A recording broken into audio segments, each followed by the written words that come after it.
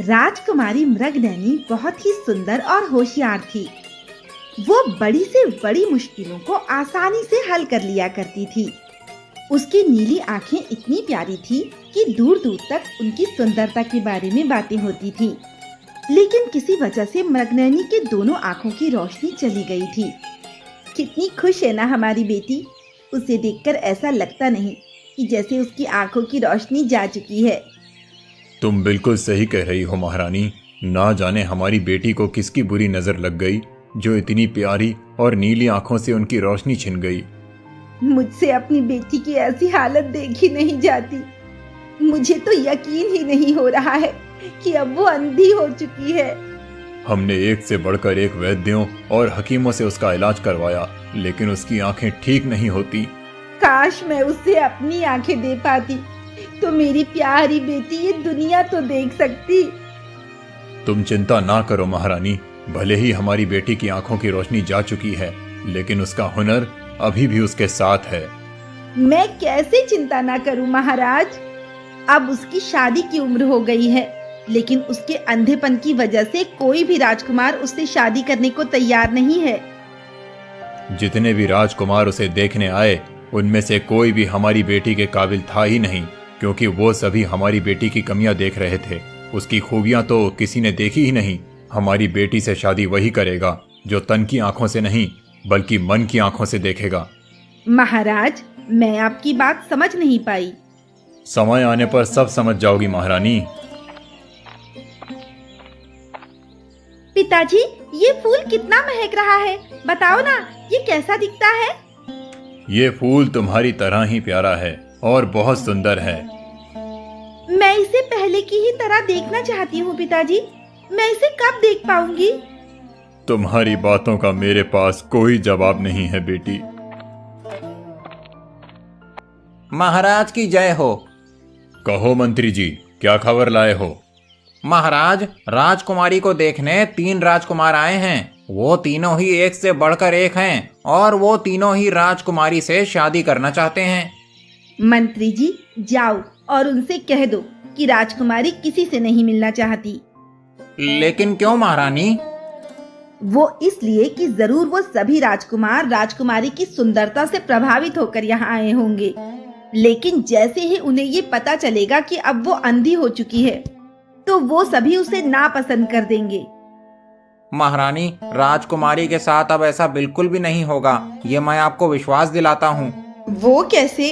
वो ऐसे कि मैंने उन सभी राजकुमारों को पहले ही राजकुमारी के अंधेपन के बारे में बता दिया है, लेकिन फिर भी वो सभी उनसे विवाह करने को तैयार हैं। ये तो बहुत अच्छी बात है मंत्री जी। तब तो फिर हम जरूर उन सबसे मिलना चाहेंगे। जी महाराज, आप उन सभी से मिलिए और राजकुमारी के लिए योग्य वर का चुनाव कीजिए।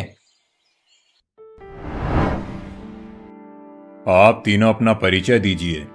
महाराज, मैं हूँ सारंगपुर का राजकुमार अतुल और मैं राजकुमारी मृगनयनी से विवाह करना चाहता हूँ। मेरा नाम राजीव है महाराज। मेरे पिता रतनगढ़ के राजा हैं। मैं राजकुमारी मृगनयनी के बारे में सब कुछ जानता हूँ, फिर भी उससे विवाह करना चाहता हूँ। महाराज,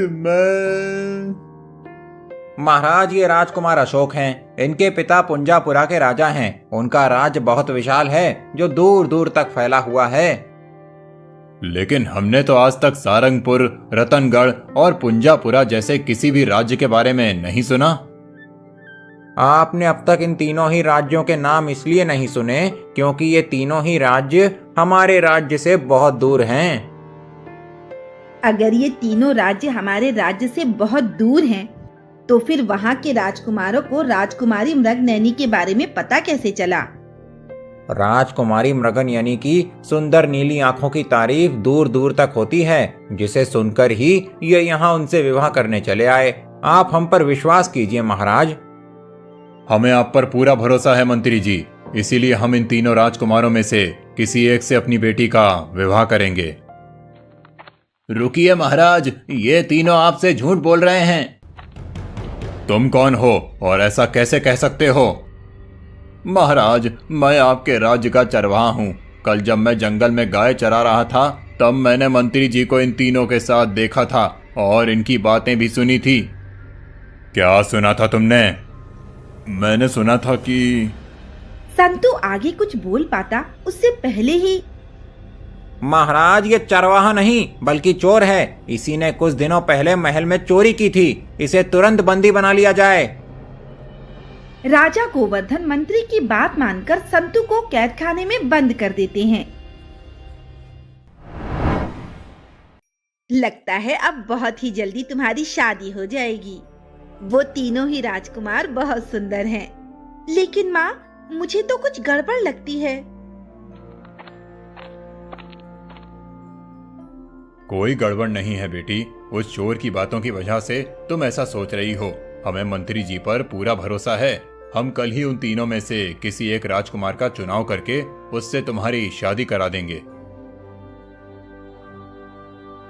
मुझे तो कुछ गड़बड़ लग रही है। वो आदमी कुछ कहना चाहता था, लेकिन पिताजी ने उसकी बात सुनी ही नहीं। अब मैं कैसे पता लगाऊं कि वो उन तीनों के बारे में क्या कहना चाहता था? उससे मिलकर ही सच्चाई का पता चलेगा।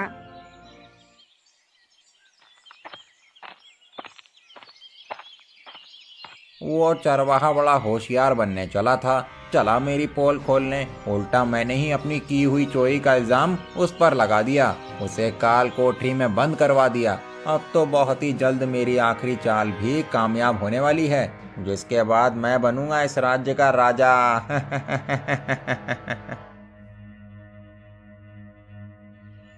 आज हम इस बात का फैसला करेंगे कि उन तीनों राजकुमारों में से हमारी बेटी किससे शादी करेगी और कौन बनेगा इस राज्य का अगला राजा। पिताजी, मैं आपसे कुछ कहना चाहती हूँ। बेटी, तुम्हें क्या कहना है? पिताजी, मुझे उस आदमी से मिलना है जिसे आपने चोरी के इल्जाम में कैद खाने में बंद किया है। तुम उस चोर से क्यों मिलना चाहती हो? मुझे उससे कुछ पूछना है। तुम्हें उससे क्या पूछना है? पिताजी, आपने बिना जांच पड़ताल के ही उसे चोर सिद्ध करके काल कोठरी में बंद कर दिया। अगर वो चोर ना हुआ और सच में एक चरवाहा ही हुआ तो फिर पिताजी, प्रजा का आपसे विश्वास ही उठ जाएगा। और अगर वो चोर है और उसने सच में ही महल में घुसकर चोरी की है, तो भी उससे ये जानना बहुत जरूरी है कि इतने कड़े पहरे के बावजूद भी वो राजमहल में घुसा कैसे। ऐसा तो मैंने सोचा ही नहीं। तुम ठीक कहती हो बेटी। सच्चाई क्या है ये जानना बहुत जरूरी है। बताओ, तुमने राजमहल में घुसकर चोरी कैसे की थी? महाराज, सच कह रहा हूँ, मैं चोर नहीं हूँ, ना ही मैंने कोई चोरी की है। मैं संतु चरवाहा हूँ। तू चोर नहीं है तो फिर उस दिन महल में क्या करने आया था और मंत्री जी ने तुझे ही चोर क्यों कहा? महाराज, मैं उस दिन मंत्री के बारे में कुछ बताना चाहता था, इसीलिए उसने मुझे चोर सिद्ध करके काल कोठरी में बंद करवा दिया ताकि मैं उसकी सच्चाई आपको ना बता सकूं। कैसी सच्चाई? झूठ मत बोल। मुझे अपने मंत्री पर पूरा भरोसा है। वो मुझसे झूठ नहीं बोल सकते। पिताजी, हमें इसकी पूरी बात सुननी चाहिए। हो सकता है ये सच बोल रहा हो। बताओ, तुम उस दिन हमसे क्या बात करना चाहते थे? मैं उस दिन गाय चराने घने जंगल में गया था और एक पेड़ के नीचे बैठा आराम कर रहा था। तभी सुनो बेवकूफों, मैंने जो तुम्हें समझाया है तुम समझ गए हो ना? राजा के सामने कुछ गड़बड़ मत कर देना, नहीं तो हम चारों की पूरी जिंदगी काल कोठरी में बीतेगी। तुम चिंता मत करो मंत्री जी, मैं तुम्हारी पूरी बात समझ गया हूँ। तो फिर बता, तू कौन है? तेरा नाम क्या है? मेरा नाम हरिया है। अरे बेवकूफ, तू हरिया नहीं, रतनगढ़ का राजकुमार राजीव है। चल, अब तू बता कौन है? मैं हूँ सारंगपुर का राजकुमार अतुल और मेरे पिताजी। बस बस, मैं समझ गया कि तू कौन है। मैं हूँ। अरे बेवकूफ, मैंने तुझे कितनी अच्छी तरह से समझाया था कि तू है पुंजापुर के राजा का इकलौता बेटा राजकुमार अशोक। इतनी जल्दी भूल गया? लगता है तुम तीनों मुझे मरवाओगे। नहीं नहीं मंत्री जी, ऐसा नहीं होगा। हम तीनों भाई आपकी बताई बातों को अच्छी तरह से याद कर लेंगे। बस आप अपना वादा ना भूलना।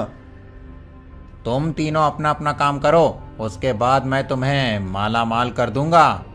लेकिन अगर फिर भी राजा ने अपनी बेटी की शादी हम में से किसी से नहीं करवाई तो फिर? ऐसा हो ही नहीं सकता। वो जरूर अपनी अंधी बेटी की शादी तुम में से किसी एक से करवाएगा, क्योंकि उसके अंधेपन की वजह से कोई भी उससे शादी नहीं करना चाहता। महाराज, उन चारों में से किसी ने भी मुझे नहीं देखा था। इतनी बात करने के बाद वो सभी वहां से चले गए थे। उनकी बात सुनने के बाद मैं आपके पास आया ताकि आपको आगाह कर सकूं, लेकिन आपके मंत्री के कहने पर मुझे चोरी के इल्जाम में काल कोठरी में बंद कर दिया। एक तो चोरी करता है और हमारे मंत्री के खिलाफ झूठ भी बोलता है। भला मंत्री जी ऐसा क्यों करेंगे? वो हमारी बेटी को अपनी बेटी मानते हैं। तेरे झूठ की तुझे कड़ी सजा मिलेगी। राजकुमारी की शादी होते ही तुझे फांसी पर लटका दिया जाएगा। मैं झूठ नहीं बोल रहा महाराज, सच बोल रहा हूँ। मुझे फांसी की सजा मत दो, मेरा परिवार भूखा मर जाएगा।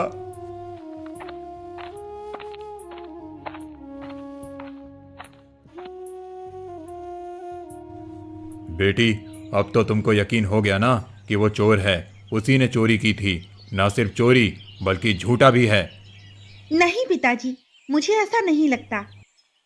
तुम बहुत भोली हो बेटी, इसीलिए तुम्हें उस चोर की बातों में सच्चाई नजर आ रही है।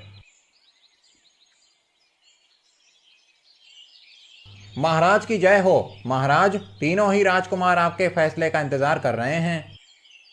तुम चलो, हम अभी आते हैं और अपना फैसला सुनाते हैं। जो आपकी आज्ञा महाराज। मैं ये औषधि हिमालय के बहुत बड़े वैद्य के पास से लाया हूँ। हो सकता है इसे खाने के बाद राजकुमारी की आंखों की रोशनी वापस आ जाए। मैंने तुमसे कहा था ना बेटी। क्या कहा था महाराज? कुछ खास नहीं मंत्री जी, आप ये दवाई हमें दे दीजिए, हम इसे मृगनयनी को खिला देंगे। जी महाराज।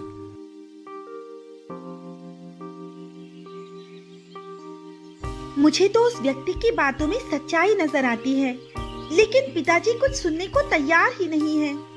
अब मुझे ही कुछ करना होगा। पिताजी, मैं उन तीनों राजकुमारों में से किसी एक से शादी करने को तैयार हूँ, लेकिन मेरी एक शर्त है। कैसी शर्त बेटी? पिताजी, मैं उनकी परीक्षा लूंगी और जो मेरी परीक्षा में पहला आएगा मैं उसी से शादी करूंगी। ठीक है, जैसा तुम कहो, लेकिन उससे पहले ये औषधि खा लो। आपने किसे राजकुमारी का होने वाला पति चुना है महाराज? मंत्री जी, इसका फैसला हम नहीं बल्कि हमारी बेटी खुद करेगी।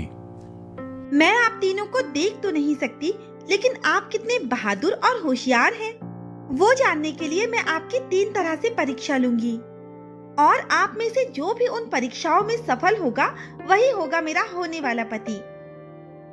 कैसी परीक्षा? पहली परीक्षा होगी घुड़सवारी की, दूसरी परीक्षा होगी तलवारबाजी की और तीसरी परीक्षा के बारे में मैं आखिरी में बताऊंगी। लेकिन इनकी परीक्षा कौन लेगा? मंत्री जी, ये तीनों बहादुर राजकुमार हैं और ये तो आप जानते ही हैं कि राजकुमार घुड़सवारी और तलवारबाजी में माहिर होते हैं। इसीलिए हमारी सेना के सबसे अच्छे घुड़सवार और तलवारबाज उनकी परीक्षा लेंगे।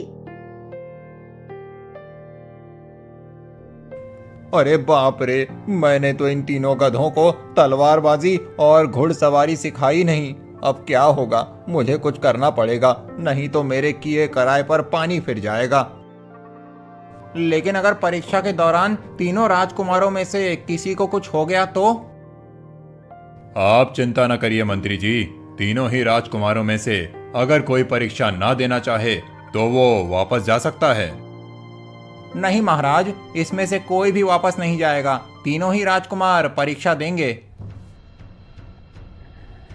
मंत्री जी के घंटी बजाते ही दौड़ शुरू होगी और सबसे पहले जो भी इस मैदान का चक्कर लगा लेगा वही जीतेगा।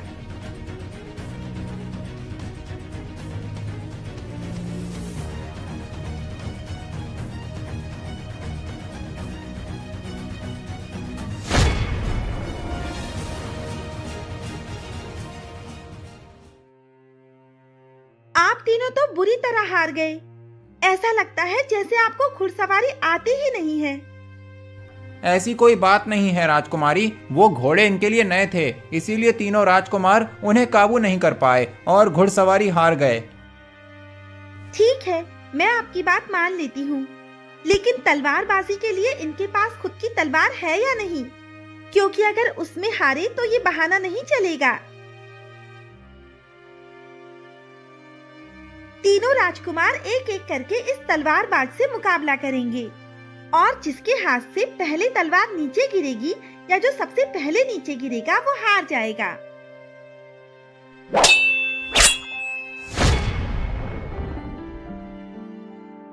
पहले की दोनों ही परीक्षाओं में ये तीनों असफल रहे, इसीलिए मैं इनकी तीसरी परीक्षा नहीं लूंगी। मैं ऐसे किसी भी राजकुमार से शादी नहीं कर सकती जो एक मामूली घुड़सवार और तलवारबाज से भी हार जाए।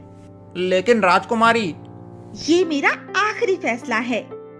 महाराज, आप राजकुमारी को समझाइए।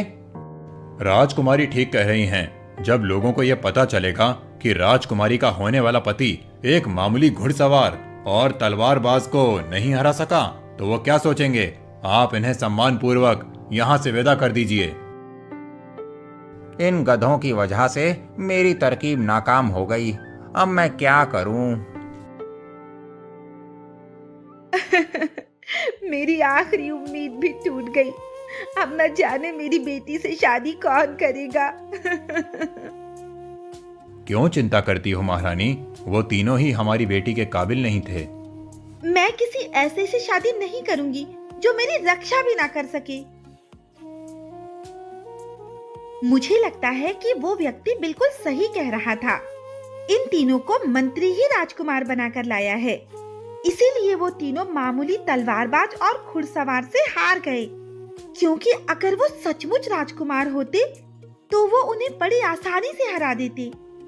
अब मुझे मंत्री की सच्चाई सबके सामने लानी पड़ेगी और उसके लिए मुझे उस व्यक्ति से मदद लेनी होगी। अच्छा हुआ उस दिन पिताजी के साथ कैदखाने आते हुए मैंने कैदखाने का रास्ता याद कर लिया था, इसीलिए मुझे वहां पहुंचने में कोई परेशानी नहीं हो रही। आप यहाँ क्या करने आई हैं राजकुमारी जी? मैं आपसे मदद मांगने आई हूँ। भला मैं आपकी क्या मदद कर सकता हूँ? मदद करने के बदले आपके पिताजी ने मुझे मौत की सजा दी है। मुझे पता है कि आप सच बोल रहे थे और वो मंत्री झूठा है। उसी की सच्चाई सबके सामने लाने के लिए मुझे आपकी मदद चाहिए। मैं अंधी हूँ, नहीं तो मैं खुद ये काम कर लेती। मैं तो कैद खाने में बंद हूँ, फिर आपकी कैसे मदद कर पाऊंगा? अब आप कैद खाने से आजाद हैं। लेकिन आपके पास यहाँ की चाबी आई कैसे? मैंने पहले ही एक सैनिक से यहाँ की चाबी मंगवा ली थी। अब बताइए, मैं आपकी क्या मदद कर सकता हूँ? आपके पास क्या योजना है उस मंत्री की सच्चाई सबके सामने लाने के लिए? पिताजी उस मंत्री पर बहुत भरोसा करते हैं, इसलिए हमें जो कुछ भी करना है उनसे छुप कर करना है। तुम ये पता लगाओ कि वो कहाँ आता जाता है और किससे मिलता है। ठीक है राजकुमारी। जैसा तुमने कहा था, ये औषधि बिल्कुल वैसी ही है। इसे खाने के बाद राजकुमारी हमेशा के लिए अंधी हो जाएगी। बस एक बार राजकुमारी ये औषधि खा ले, फिर उसे कोई भी ठीक नहीं कर सकता।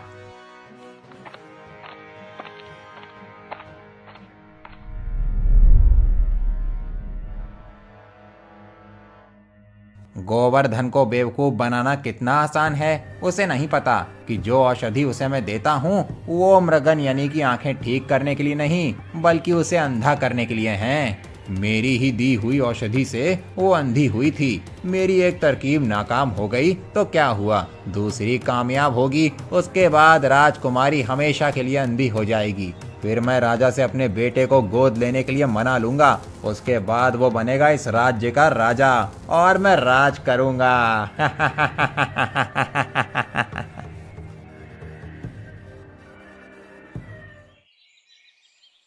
संतू ने जो कुछ भी सुना और देखा वो सब मृगनयनी को बता दिया। अब मैं समझ गई कि उसकी औषधि खाने के बाद मेरी आंखें क्यों जलने लगती थी। अब बताती हूँ उसे। तू कैद खाने से बाहर कैसे निकला? सैनिकों, इसे बंदी बना लो। सैनिकों, सैनिकों। शांत हो जाइए पिताजी, मैंने ही इन्हें कैद खाने से बाहर निकाला है। लेकिन तुमने ऐसा क्यों किया? मैं आपको सब कुछ बताती हूँ पिताजी। संतू ने मृगनयनी से जो कुछ भी बताया था, मृगनयनी ने वो सब बता दिया। ये एक बार झूठ बोल चुका है, अब फिर से झूठ बोल रहा है। हमें इसकी किसी भी बात पर विश्वास नहीं करना है। ये सच बोल रहे हैं या नहीं, इसका फैसला भी अभी हो जाएगा। वो देखिए पिताजी, मंत्री जी यहीं आ रहे हैं। अगर वो कोई औषधि देते हैं तो इसका मतलब ये सच बोल रहे हैं, और औषधि नहीं देते तो फिर ये झूठे हैं। ठीक है, सच और झूठ का फैसला अभी हो जाएगा। ये चोर कैद खाने से बाहर कैसे आया महाराज? वो सब मैं तुम्हें बाद में बताऊंगा। पहले तुम ये बताओ, तुम्हारा यहाँ आने का कारण क्या है? महाराज, कुछ दिनों पहले मैं एक बहुत बड़े विद्वान से मिला था। उन्होंने अपनी दिव्य दृष्टि से देखकर बताया कि राजकुमारी की आंखों में मोतियाबिंद है, जिस वजह से उनकी आंखों की रोशनी चली गई है। मोतियाबिंद के इलाज के लिए उन्होंने मुझे एक औषधि दी है, जिसे खाने के बाद राजकुमारी की आंखों की रोशनी तुरंत लौट आएगी। अब तो आप समझ गए होंगे ना पिताजी कि ये सच बोल रहे हैं या फिर झूठ। राजकुमारी किस बारे में बात कर रही हैं महाराज? तुम एक काम करो, ये औषधि सबसे पहले तुम खाओ। नहीं महाराज, ये औषधि राजकुमारी के लिए है, मैं इसे कैसे खा सकता हूँ? नहीं, पहले तुम खाओ, उसके बाद राजकुमारी खाएगी। नहीं महाराज, मैं ऐसा नहीं कर सकता। क्यों नहीं कर सकते? तुम्हें करना होगा, नहीं तो मैं तुम्हें मृत्यु दंड दूंगा। महाराज, मुझ पर विश्वास कीजिए, ये औषधि खाने से राजकुमारी की आंखों की रोशनी वापस आ जाएगी। मंत्री के आनाकानी करने के बाद गोवर्धन को उस पर शक हो गया, इसीलिए उन्होंने अपनी तलवार निकाल ली, जिससे डरकर कमल ने सब कुछ सच सच बता दिया कि कैसे उसने मृगनयनी को एक औषधि दी थी, जिसे खाने के बाद वो अंधी हो गई, और ये सब उसने राज्य के लालच में किया था। जिसके बाद गोवर्धन ने उसे उन तीनों को जो राजकुमार बनकर आए थे और उस वैद्य को जिसने वो दवाई दी थी, कैद खाने में बंद कर दिया। तुमने हमारे राज्य और राजकुमारी को उस दुष्ट मंत्री से बचाया है। हम तुम्हें इनाम देना चाहते हैं, लेकिन उससे पहले अपनी भूल के लिए क्षमा भी मांगते हैं। आप क्षमा मत मांगिए महाराज, ये सब उसी मंत्री की चाल थी। आज से हम तुम्हें अपने राज्य का महामंत्री बनाते हैं। इस तरह राजकुमारी की सूझबूझ और संतू की सहायता से वो दुष्ट मंत्री पकड़ा गया, और कुछ समय बाद राजकुमारी की आंखों की रोशनी वापस आ गई, जिसके बाद धूमधाम से उसकी शादी एक राजकुमार से हो गई।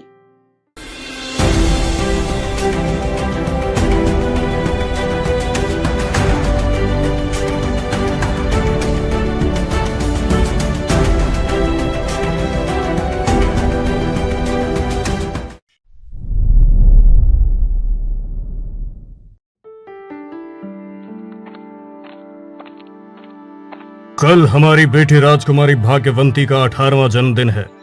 हम उसके जन्मदिन को पूरे राज्य में एक उत्सव की तरह मनाएंगे। बिल्कुल महाराज, हमारी बेटी ने हमारा जीवन खुशियों से भर दिया है। उसके जन्मदिन पर उत्सव होना ही चाहिए। मैं तो कहती हूँ राज्य के सभी नागरिकों में मिठाइयाँ बंटवाइए। वो तो हम बंटवाएंगे ही, लेकिन उसके अलावा भी हमने बहुत कुछ सोचा है। क्या सोचा है महाराज, मुझे भी बताइए। हमने जो भी सोचा है वो आपको परसों पता चल जाएगा। उसके बारे में हम अभी किसी से भी नहीं बताएंगे।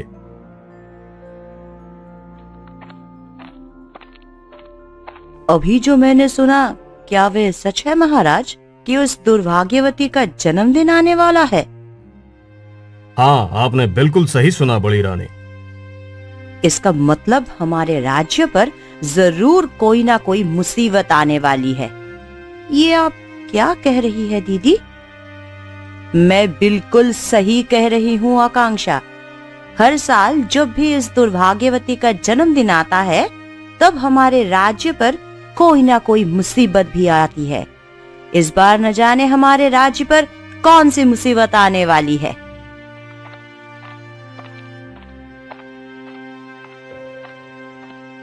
महाराज, गुप्तचरों से सूचना मिली है कि हम पर आक्रमण होने वाला है।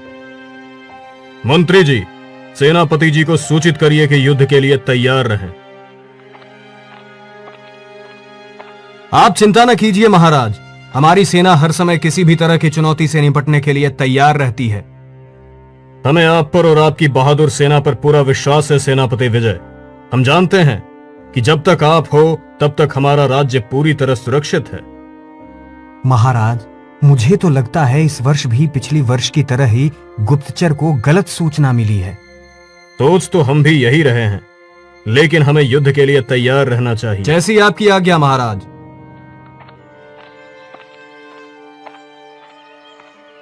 जब से उस मनहूस का जन्म हुआ है, तब से हमारे राज्य पर मुसीबतों का पहाड़ टूट पड़ा है।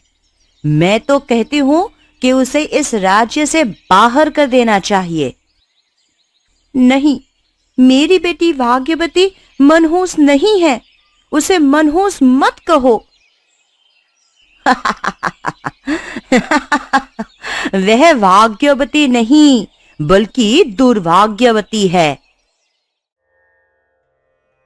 यही तो रखी थी मैंने भाग्यवती की कुंडली, ना जाने कहां चली गई। मैं अपनी बेटी की कुंडली को इस राज्य के बड़े से बड़े ज्योतिषियों से दिखवाऊंगी और ये साबित कर दूंगी कि मेरी बेटी दुर्भाग्यवती नहीं है। तुम चाहे कुछ भी कर लो आकांक्षा, लेकिन तुम जो सोच रही हो वैसा कभी नहीं होगा।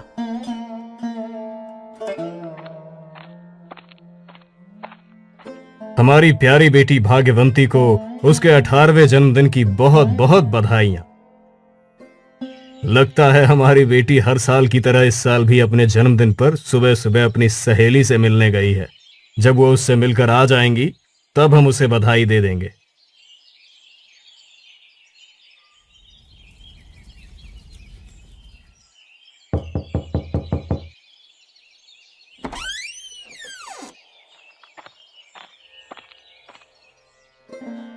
मैं तुम्हारी ही इंतजार कर रही थी।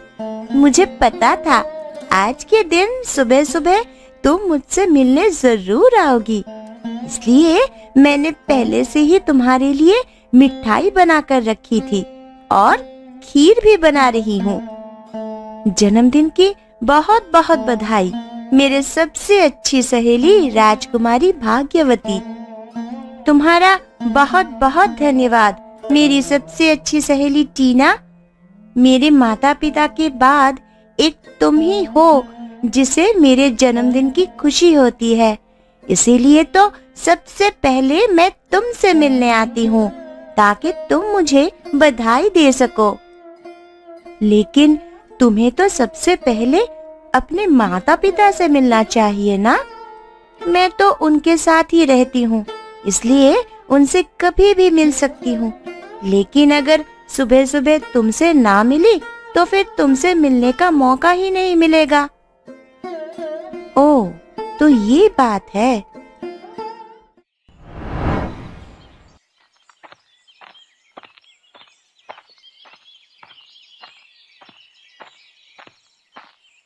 मैं अभी अभी भाग्यवती के कमरे से ही आ रही हूँ।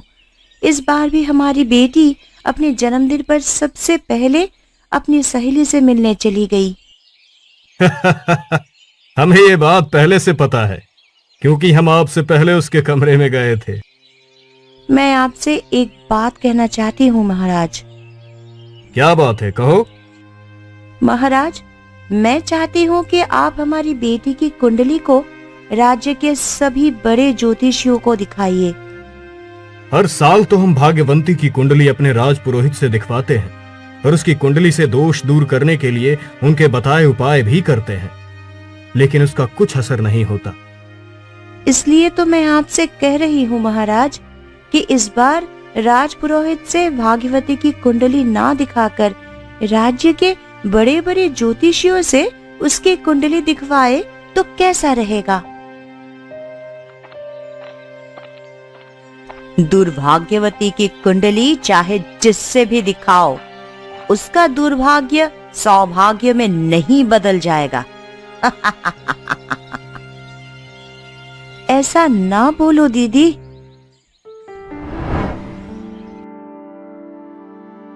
महाराज, आज राजकुमारी भाग्यवती कहीं दिखाई नहीं दे रही हैं। हम सभी दरबारी मिलकर उन्हें उनके जन्म दिवस की बधाई देना चाहते हैं। कहाँ हैं वो?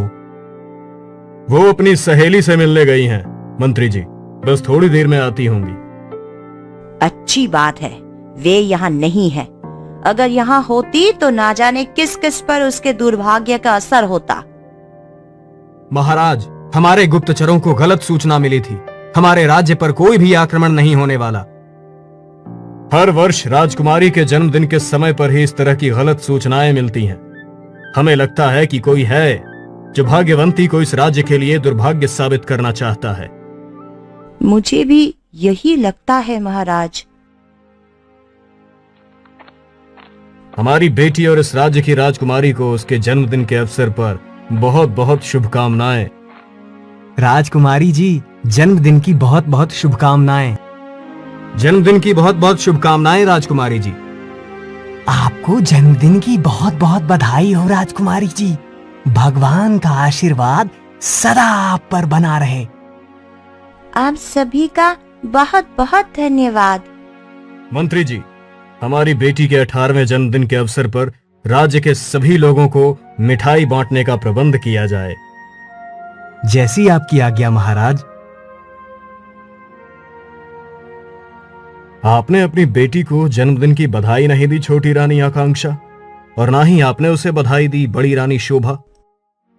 मुझे तो इस बात की चिंता सता रही है कि आज कहीं कोई दुर्घटना ना हो जाए और फिर उसका जिम्मेदार मेरी बेटी के भाग्य को ठहराया जाएगा, जिसकी वजह से पूरा राज्य परेशान है। भला मैं उसे बधाई क्यों दूं? हम आपकी चिंता समझ सकते हैं छोटी रानी, लेकिन भाग्यवंती के लिए आपकी नफरत को नहीं समझ पा रहे बड़ी रानी। हम जानते हैं कि राज्य पर आने वाले विपदाओं का भाग्यवंती के भाग्य से कुछ लेना देना नहीं है, इसलिए आज हम उसे इस राज्य का उत्तराधिकारी घोषित करते हैं। तो आप राजकुमारी के जन्मदिन पर यह करने वाले थे महाराज? जी, हमारी यही योजना थी। आप ऐसा कैसे कर सकते हैं महाराज, ये जानते हुए भी कि? हम जानते हैं कि हम क्या कर रहे हैं। महाराज, मैं आपके निर्णय का सम्मान करता हूँ, लेकिन भाग्यवंती की कुंडली में राजयोग नहीं है। यदि उसे इस राज्य का उत्तराधिकारी बनाया गया तो इस राज्य को उसका बहुत बुरा परिणाम भोगना पड़ सकता है। राजपुरोहित जी, मैं भाग्यवती की कुंडली अपने साथ लाई हूँ। आप एक बार देखिए, हो सकता है उसकी ग्रह दशा इस वर्ष बदलती गई हो।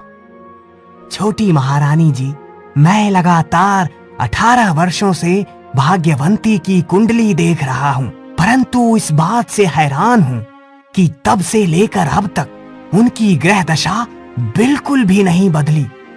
उनकी ग्रह दशा के अनुसार वो इस राज्य के दुर्भाग्य का कारण है। अगर भाग्यवंती की कुंडली से दोष दूर करने के लिए बड़े ज्योतिषी और विद्वानों से विचार विमर्श किया जाए तो कैसा रहेगा? ये बहुत अच्छा विचार है। मैं इस राज्य के कुछ विद्वान ज्योतिषियों को जानता हूँ।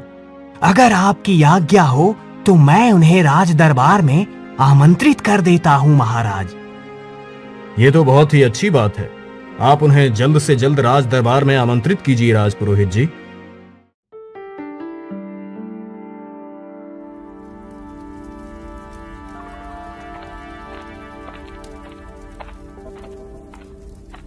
हमारे बेटी के कमरे में आग कैसे लगी? पता नहीं महारानी जी, राजकुमारी जी के कमरे में आग कैसे लगी। मैं तो सैनिकों के साथ मिठाई बांट रहा था। दासी की पुकार सुनकर यहाँ आया, तब पता चला कि राजकुमारी जी के कमरे में आग लगी है। मुझे तो पता ही था कि आज कोई ना कोई दुर्घटना होगी ही। आपको कैसे पता था बड़ी रानी?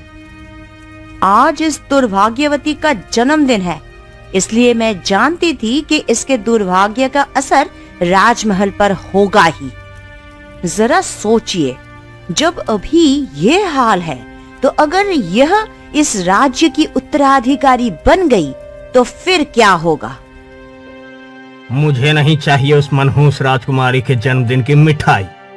मुझे भी नहीं चाहिए उस मनहूस के जन्मदिन की मिठाई। तुम दोनों ऐसा क्यों कह रहे हो? मैंने बड़ी रानी की बातें सुनी है। राजकुमारी का नाम भले ही भागवंती है, लेकिन वह दुर्भाग्यवती है।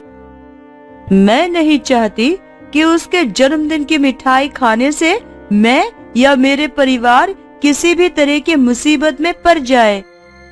वो तो उस दासी की किस्मत अच्छी थी जो उसकी जान बच गई, नहीं तो वो आज। तुमने बिल्कुल सही कहा भैया। चलो भाइयों बहनों, सब अपने अपने घर चलो। हमें नहीं चाहिए राजकुमारी के जन्मदिन की मिठाई।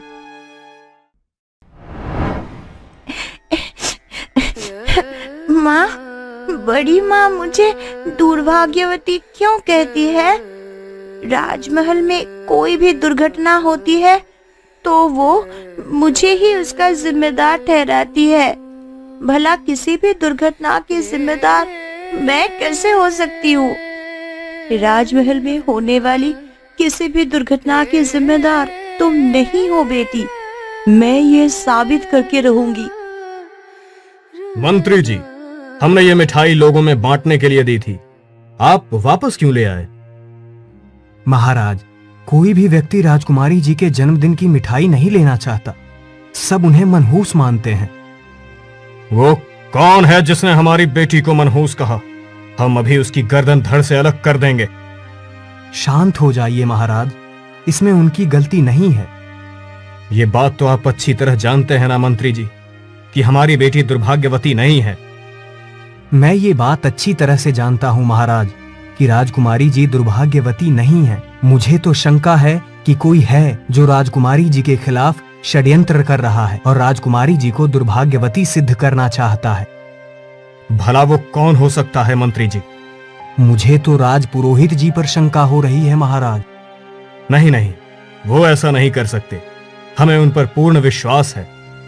तो फिर वो कौन हो सकता है महाराज? इसका पता लगाना पड़ेगा। यह ले तेरे काम का इनाम। बस तू ऐसे ही मेरा काम करती जा और मैं तुझे माला माल कर दूंगी। मैं उस मनहूस को इस राज्य की उत्तराधिकारी कभी नहीं बनने दूंगी।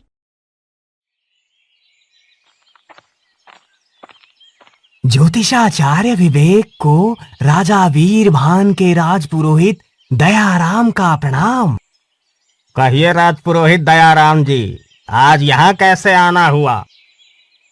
महाराज ने आपको बहुत जरूरी काम के लिए राजमहल में आमंत्रित किया है। मैं जरूर आऊंगा।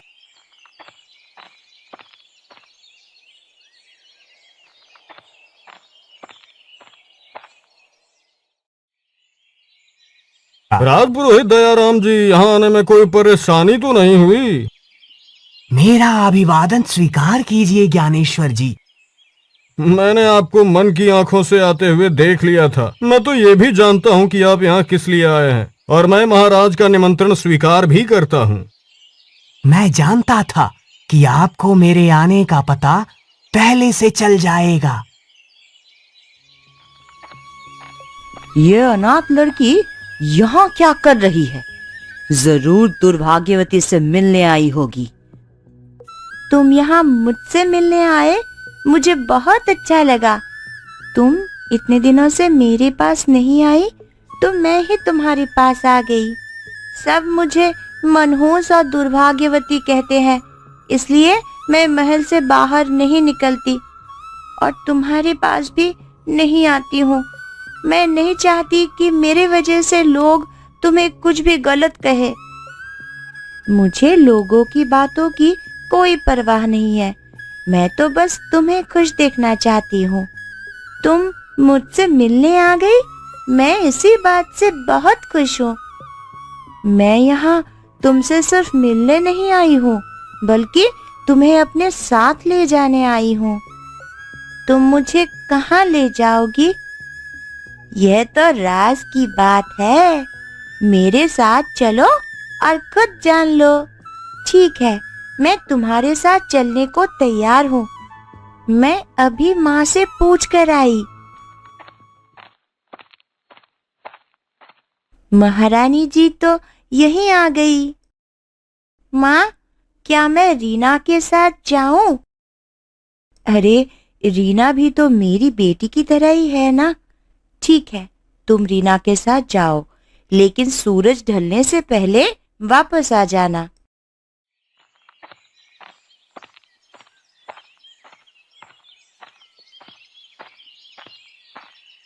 अरे, ये मनहूस राजकुमारी कहाँ जा रही है? इसके साथ ये लड़की कौन है? यह लड़की इस मनहूस राजकुमारी की सहेली है, जो कि अनाथ है। मुझे तो लगता है महाराज ने इन दोनों को ही राज्य से बाहर निकाल दिया है। मुझे भी ऐसा ही लगता है। महाराज ने इन दोनों को राज्य से बाहर निकालकर बहुत अच्छा किया। अब हमारे राज्य से मनहूसियत दूर हो जाएगी। तुमने उन लोगों की बातें सुनी ना? इन्हीं बातों की वजह से मैं राजमहल से बाहर नहीं निकलती थी।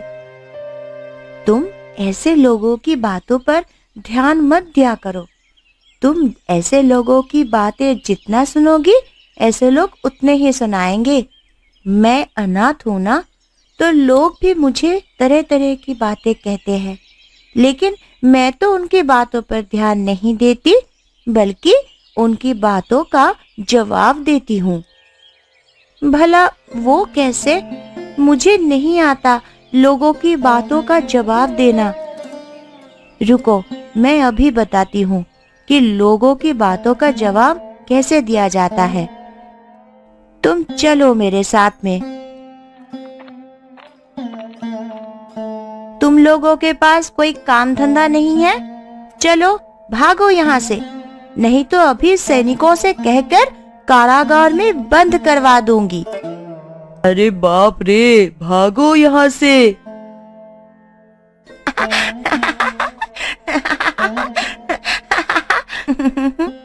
देखा, ऐसे लोगों को ऐसे सबक सिखाया जाता है। हाँ, अब मैं भी तुम्हारी तरह ही लोगों को जवाब दिया करूंगी। अब तुम दोनों यहीं रुको, मैं और भाग्यवती यहाँ से अकेली ही जाऊंगी। लेकिन महारानी का आदेश? उनका आदेश कुछ भी हो, मेरी सहेली कह रही है तो हम दोनों अब अकेले ही जाएंगी। जैसी आपकी इच्छा राजकुमारी जी। महाराज की जय हो। आपकी आज्ञा के अनुसार मैं ज्योतिषाचार्य विवेक और ज्ञानेश्वर जी को आमंत्रित कर आया हूँ। वो किसी भी समय यहाँ पहुंच जाएंगे। महाराज, ये हैं ज्योतिषाचार्य विवेक जी। ये किसी की भी कुंडली देखकर उसके वर्तमान, भूत और भविष्य के बारे में बता देते हैं। ये हैं ज्योतिषाचार्य ज्ञानेश्वर जी। ये जन्मजात अंधे हैं, लेकिन अपने ज्ञान से बिना देखे ही लोगों के बारे में बता देते हैं। आप दोनों को हमारा प्रणाम। हमने आप दोनों को यहाँ अपनी बेटी राजकुमारी भाग्यवंती की कुंडली देखने के लिए बुलाया है। तो फिर राजकुमारी जी की कुंडली लाइए। तेरे जैसे बहुतों ने यह कुंडली देखी है, लेकिन कोई भी यह नहीं बता पाया कि यह असली नहीं बल्कि नकली कुंडली है। देख देख, तू भी देख यह कुंडली। महाराज, ये असली नहीं बल्कि नकली कुंडली है। ऐसा कैसे हो सकता है? ये कुंडली तो स्वयं राजपुरोहित जी ने ही बनाई थी। इसका मतलब राजपुरोहित जी ने ही? नहीं महाराज, आप जैसा सोच रहे हैं वैसा नहीं है, बल्कि आपके राजपुरोहित ने जो कुंडली बनाई थी उसे किसी ने इस नकली कुंडली से बदल दिया है। ये आप इतने यकीन से कैसे कह सकते हैं? हमारे राजपुरोहित जी तो हर वर्ष यही कुंडली देखते हैं। लेकिन उन्होंने कभी नहीं कहा कि ये कुंडली नकली है। इस नकली कुंडली को जिस किसी ने भी बनाया है वो बहुत ही होशियार है। उसने इतनी बारीकी से ये कुंडली बनाई है कि इसे कोई भी आसानी से नहीं पहचान सकता। ऐसा कौन कर सकता है भला? ऐसा वही करेगा जो मेरी बेटी का बुरा चाहता है, उसे दुख देना चाहता है। इसका मतलब हमारी बेटी मनहूस नहीं है। ये तो उसकी असली कुंडली देखकर ही पता चलेगा महाराज। अगर राजकुमारी यहाँ होती तो मैं उसका हाथ पकड़कर उसके बारे में सब कुछ बता देता। आपको कैसे पता कि वो यहाँ नहीं है? ज्ञानेश्वर जी को दिखाई नहीं देता, लेकिन अपनी मन की आंखों से सब देख लेते हैं। वो अपनी सहेलियों के साथ गई है, बस कुछ देर में आती ही होगी। शाम हो गई है, अब हमें घर लौटना चाहिए। हाँ, अब घर लौट चलना चाहिए। आज मैं बहुत खुश हूँ। सच में तुम मेरी सच्ची और सबसे अच्छी दोस्त हो।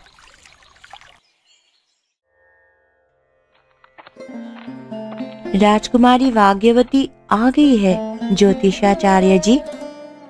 उसे मेरे पास ले आओ।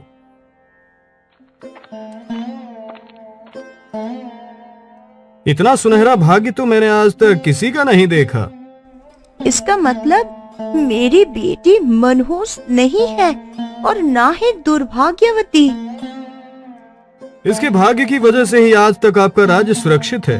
अगर ये यहाँ ना होती तो अब तक आपके राज्य पर सैकड़ों आक्रमण हो चुके होते और इस राज्य का नामो निशान मिट गया होता। अब सारी बात हमारी समझ में आ रही है। आकांक्षा से नफरत करने वाला ही उसे मनहूस साबित करने के लिए उसके जन्मदिन के समय पर ही राज्य पर हमले की झूठी खबरें हम तक पहुंचाता था। वह कौन है, उसका पता लगाकर उसे कड़ी से कड़ी सजा दीजिए महाराज।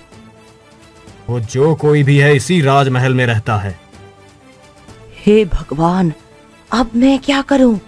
अगर महाराज को पता चल गया कि वो मैं हूं तो फिर मेरा क्या होगा? मुझे इस अंधे की बातों पर विश्वास नहीं है। आपको अतिथियों से बात करने की तमीज नहीं है क्या, बड़ी रानी शोभा?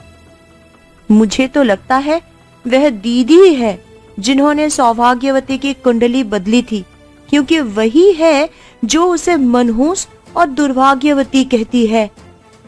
मुझे भी यही लगता है, क्योंकि राजकुमारी जी की कुंडली बनाकर मैंने उन्हें ही दी थी। ये दोनों झूठ बोल रहे हैं महाराज। मैंने ऐसा कुछ भी नहीं किया।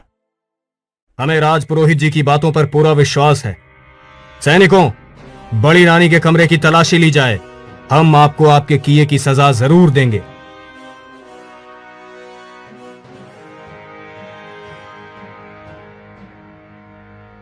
सैनिकों, बड़ी रानी शोभा को कारागार में बंद कर दो। इसका मतलब भाग्यवंती की कुंडली आपने ही बदली थी, बड़ी रानी।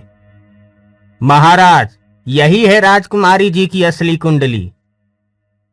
इस मशाल और घी के डब्बे का बड़ी रानी के कमरे से मिलना भी इस बात का सबूत है कि उस दिन राजमहल में आग लगने में भी इन्हीं का हाथ था।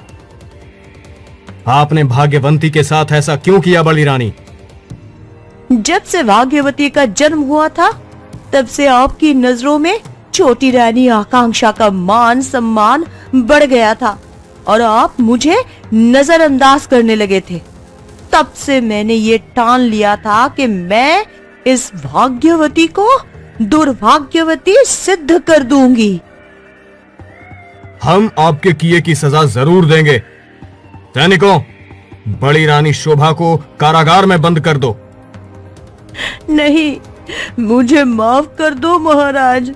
मुझसे गलती हो गई। मुझे माफ कर दो महाराज, मुझसे गलती हो गई।